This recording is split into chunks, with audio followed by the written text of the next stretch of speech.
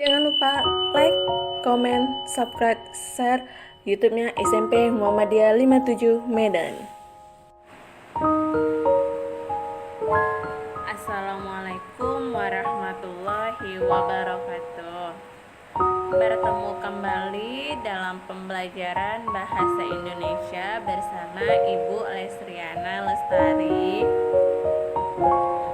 Hai anak-anak ibu sayang, apa kabar kalian semuanya? Semoga kalian dalam keadaan sehat walafiat dan selalu dijauhkan dari segala penyakit termasuk COVID-19. Nah, dan tak lupa juga kalian selalu menjaga kesehatan kalian, selalu mencuci tangan, memakai masker, dan selalu membawa hand sanitizer kemanapun kalian berada dan di luar dari rumah. Nah, pada hari ini kita akan mempelajari materi kita, yaitu menyimpulkan isi teks eksposisi. Sebelum melanjutkan materi kita, itu kita membaca doa terlebih dahulu dan tak lupa mengucapkan Bismillahirrahmanirrahim agar pembelajarannya dilancarkan oleh Allah Subhanahu wa Ta'ala dan tetap semangat walaupun kita belajar lewat dari rumah dan pembelajaran jarak jauh. Nah, materi kita ini yaitu menyimpulkan isi teks eksposisi. Menyimpulkan teks eksposisi setelah kalian mempelajari materi tersebut, Ibu harapkan kalian itu mampu menyimpulkan dan menyajikan isi teks eksposisi dengan tepat. Nah, gagasan umum sebagai dasar penyimpulan isi teks. Apa gagasan umum atau gagasan utama atau ide pokok? Nah, gagasan yang menjadi dasar pengembangan suatu paragraf. Setiap paragraf dalam teks eksposisi dikembangkan dari gagasan utama yang dijabarkan lebih lengkap oleh gagasan penjelas atau khusus. Gagasan penjelas dikembangkan berdasarkan gagasan utama. Terus, gagasan umum sebagai dasar penyimpulan isi teks itu ada bagian-bagiannya seperti yang ada di tabel berikut. Nah, gagasan umum itu ada 3 gagasan penjelas. Yang pertama ada gagasan penjelas 1, gagasan penjelas 2, gagasan penjelas 3. Nah, sedangkan ini ada gagasan umum sebagai dasar penyimpulan isi teks. Gagasan umum, kebiasaan masyarakat dalam membuang sampah sembarangan merupakan penyebab dari rusaknya jalan dan banjir. Nah, sedangkan di gagasan khusus atau umum, yang pertama itu ada secari kertas dibuang pelajar oleh seorang pelajar. Sebuah kantong plastik dilemparkan oleh seorang ibu sepulang dari pasar. Dan selembar bungkus rokok dihempaskan seorang bapak, kemudian berkolaborasi dengan sampah-sampah dari ribuan warga lainnya. Sampah-sampah itu bergabung dari berbagai tempat, memacetkan saluran-saluran air, meluap dan membuat banjir. Nah, yang terakhir, warga masyarakat mengeluh setiap hari melalui media cetak dan elektronik. Nah, gagasan umum sebagai dasar penyimpulan isi teks itu ada yang tadi 2, gagasan umum dan gagasan khusus umum. Nah, itu adalah contoh dari gagasan umum tadi. Kebiasaan masyarakat di Indonesia itu selalu membuang sampah sembarangan dan tidak membuang sampah pada tempatnya, dan merusak jalan dan membuat banjir. Nah, sedangkan gagasan khusus atau umumnya itu ada seorang pelajar membuang selembar kertas, dan lalu seorang ibu pulang dari pasar melemparkan kantong plastik.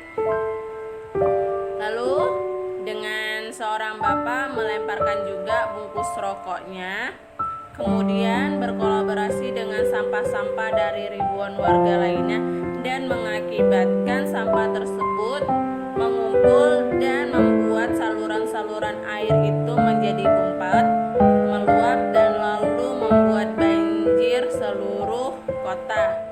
Maka warga masyarakat mengeluh setiap hari melalui media cetak dan elektronik. Itu adalah contoh dari gagasan umum dan gagasan khusus umum. Terus, apa aja sih jenis-jenis paragraf berdasarkan letak gagasan umumnya? Nah, jenis-jenis paragraf itu ada 3. Yang pertama ada deduktif, kedua ada paragraf induktif, ketiga ada paragraf campuran. Nah, mungkin kalian sudah mempelajari jenis paragraf ini di waktu kelas 7. Mungkin kalian sudah mempelajarinya. Nah, paragraf deduktif adalah paragraf yang gagasan umumnya terletak di awal. Paragraf induktif adalah paragraf yang gagasannya terletak di akhir paragraf atau pada kalimat penutup. Nah, sedangkan paragraf campuran adalah paragraf yang gagasan umumnya terletak pada kalimat pertama dan kalimat terakhir. Kalimat terakhir paragraf ini merupakan penegasan dari pernyataan yang dikemukakan dalam kalimat pertama atau awal. Nah, berikut contoh dari paragraf deduktif. Bisa kalian lihat di video tersebut, itu sudah ada tertera paragraf deduktif. Contoh dari paragraf deduktif yaitu industrialisasi di negara kita mendorong didirikannya berbagai macam pabrik, memproduksi barang dan meningkatkan kesejahteraan masyarakat.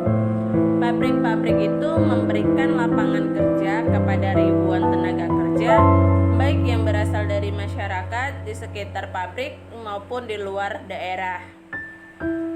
Dengan demikian, adanya berbagai pabrik dapat meningkatkan kesejahteraan masyarakat.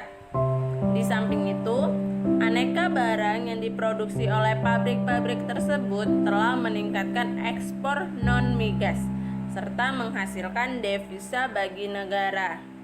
Nah, penjelasannya sebagai berikut.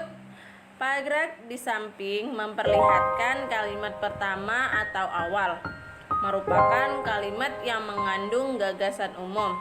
Kalimat tersebut merupakan dasar atau induk dari perumusan gagasan-gagasan yang ada di awal.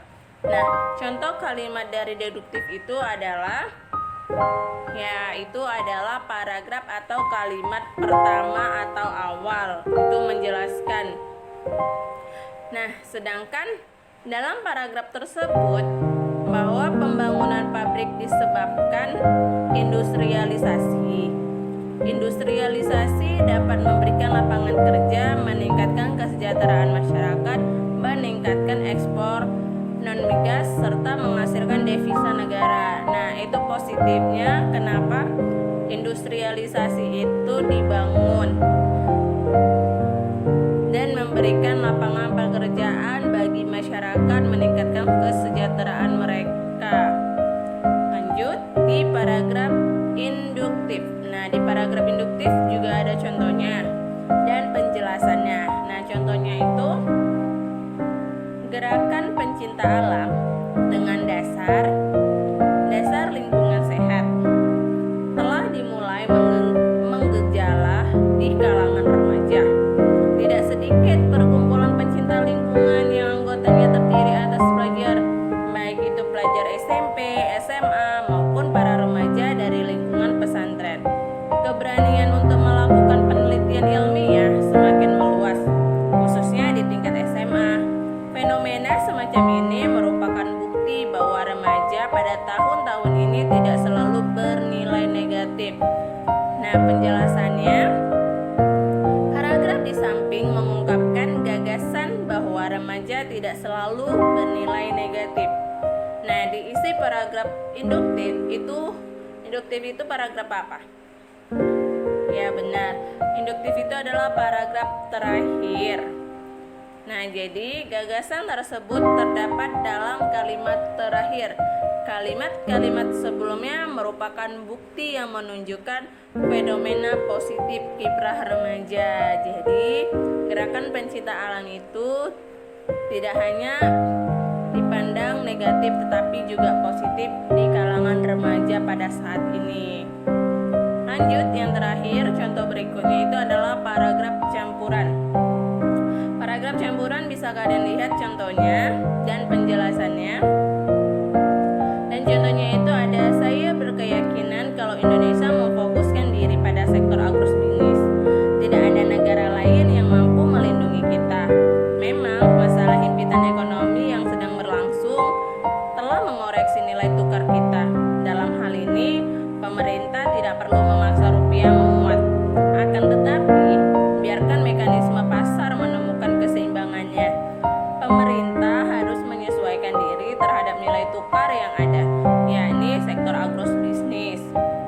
Bagi sektor agrobisnis, semakin melemah rupiah, asal stabil akan semakin baik. Apabila sektor ini sudah berjalan dengan baik, tidak mustahil negara kita akan menjadi salah satu negara ekonomi tertangguh di dunia. Nah, penjelasannya, gagasan utama paragraf tersebut adalah agrobisnis merupakan sektor terpenting bagi bangkitnya perekonomian Indonesia. Nah, contoh paragraf di samping itu adalah contoh paragraf dari paragraf awal dan akhir. Ya, benar. Gagasan tersebut dinyatakan dalam kalimat pertama setelah diselingi dengan kalimat-kalimat penjelas. Gagasan tersebut ditegaskan kembali dalam kalimat terakhir dengan rumusan yang berbeda. Nah, anak-anak ibu, gimana materinya hari ini? Apakah kalian sudah memahaminya? Jika belum, kalian bisa komen di kolom komentar ini. Nah, jangan lupa kalian untuk selalu share, komen, like, subscribe, dan bunyikan tanda loncengnya agar kalian selalu mendapatkan notifikasi dari materi-materi pembelajaran guru-guru yang lainnya. Nah, anak-anak ibu, sekian pembahasan materi kita pada hari ini. Semoga kalian tetap semangat, menjaga kesehatan, dan jangan lupa selalu memakai masker dan mencuci tangan kalian setelah beraktivitas. Sebelum kita akhiri, untuk itu marilah kita berdoa dan mengucapkan Alhamdulillahirabbil alamin. Oke, anak-anak ibu, sampai berjumpa kembali. Terima kasih. Wassalamualaikum warahmatullahi wabarakatuh. Jangan lupa like, komen, subscribe, share YouTube-nya SMP Muhammadiyah 57 Medan.